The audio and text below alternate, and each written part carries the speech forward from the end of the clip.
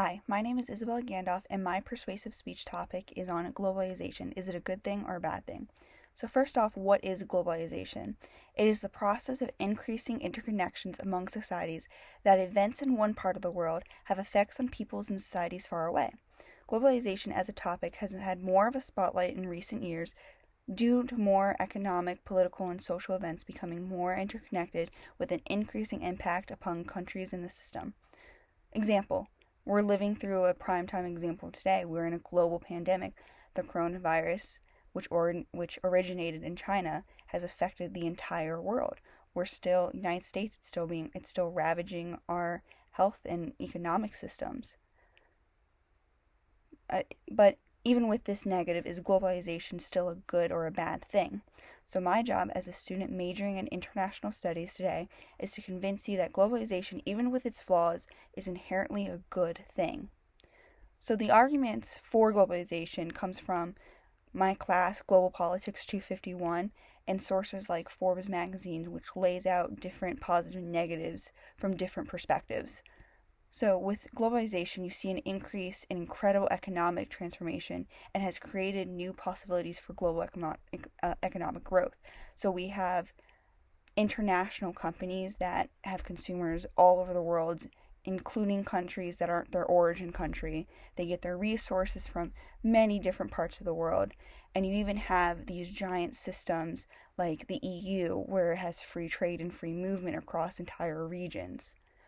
And with that, we have a communication revelation where time and space is collapsing. So we kind of see it with people in Tokyo or London working around New York Stock Exchange hours. It doesn't matter what 8 o'clock for them is.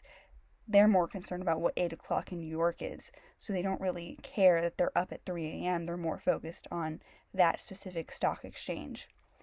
And we also have a rise in global culture where we are more alike than different, and many places around the world are starting to look similar. Example, cities.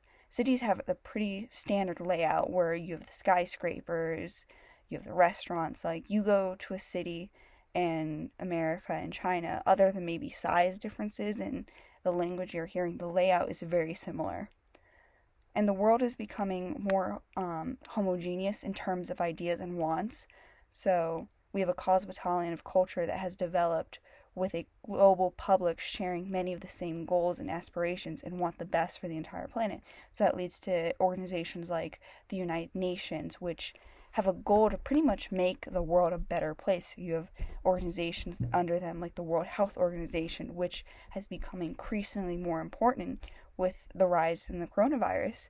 They're working hard to, get a vaccine mobilized as quickly as possible to different countries that don't have good health programs, because even though the countries might be dealing with this individually, if it isn't handled globally, it's never going to go away. And we also are seeing an increase in democratic nations.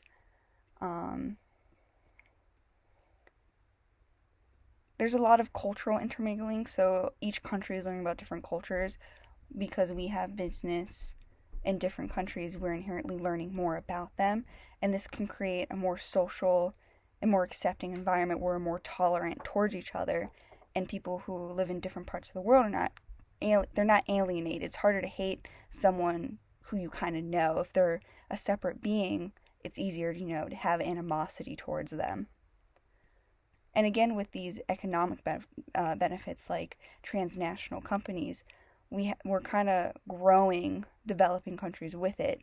We provide, these factories and stuff. They do provide employment, and there's a lot of countries that have resources that different companies need and factories in different parts of the world, and it's kind of all interconnected.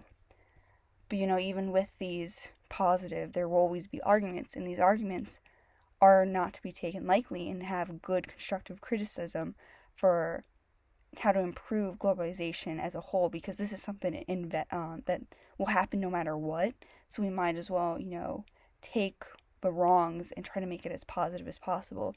So the general complaint against globalization has made the rich richer while making the poor poor. It's a very capitalistic in nature, so that's definitely something where governments will have to back up their workers and have a global standard to, make sure that, hey, this is something across the board. There are no exceptions.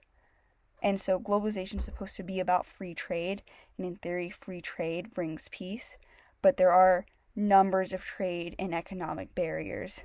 Example, tariffs. We have tariffs on numerous countries and on numerous products, and it makes products more expensive for you and me, which is a big problem because, price, the demand, supply and demand, this is an economic issue. And so things that we inherently need, such as sometimes even food, becomes way more expensive because of tariffs and just taxes on different things. So another big problem is for developed countries like the United States, that jobs are leaving to go to lower cost countries. Our workers demand health care, basic human rights. They're concerned about working hours, working environment, very important things, but there's less developed countries that's not their first priority.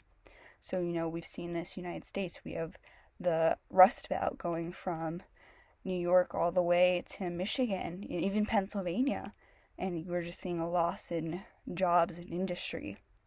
And so this is a real fear for workers like in the United States, that they face pay cuts to mostly justify, okay, hey, we'll let you keep your job. We won't move to, the factory in Guatemala or wherever, but you have to take the pay cut or, lose your job total. And so we kind of see this where multinational corporations kind of have this greater power and have the ability to exploit tax in other countries to avoid paying taxes. So, offshore bank accounts, they get out of paying things in their home country because it's in another. It's a whole confusing system, but they're finding loopholes. And so also multinational corporations are accused of social injustice, unfair working conditions, slave labor, living and working conditions, as well as a lack of concern for the environment and mismanagement of natural resources and ecological damage. They don't care about their carbon footprint or deforesting the Amazon when there's an economic benefit to it.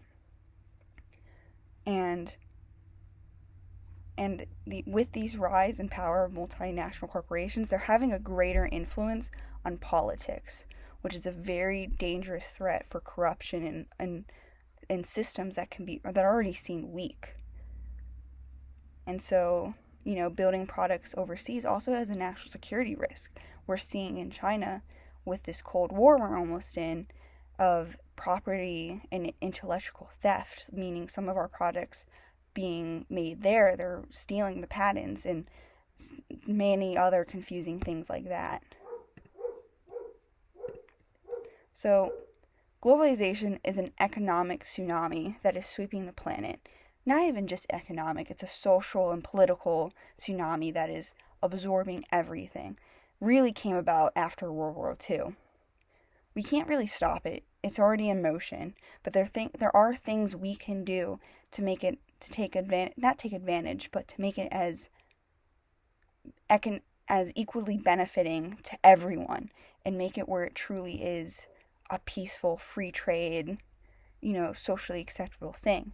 So that comes with our governments having to take the lead in, modifying trade agreements where, hey, we're careful with this, we're careful with punishing countries or trade, actually sticking to the free trade theory and enforcing rules and laws in countries who break international laws and trade agreements. If people see that they can get away with things, they're going to take advantage of the system. So it's going to take an increased global cooperation to hold countries accountable and to set a standard. Granted, none of this is easy, but it is doable. And all it will take was global cooperation and for consumers of some of these countries, of some of these companies to become more educated, which I think we can. But again, to recap on why it's important, where globalization is a good thing, is it is bringing aware some of these problems. We're aware of issues like when Japan had their tsunami, there was foreign aid coming in from different countries to help rebuild and send support for their citizens, which is an amazing thing. And then, understanding different cultures, like, the United States is a melting pot of different peoples and languages, and, that diversity is a good thing. We get different ideas from different parts of the world, from different people, and that can only make us a stronger whole. So yeah, globalization, even with its flaws that do need to be taken accountability to move the system forward, is inherently a good thing. Thank you.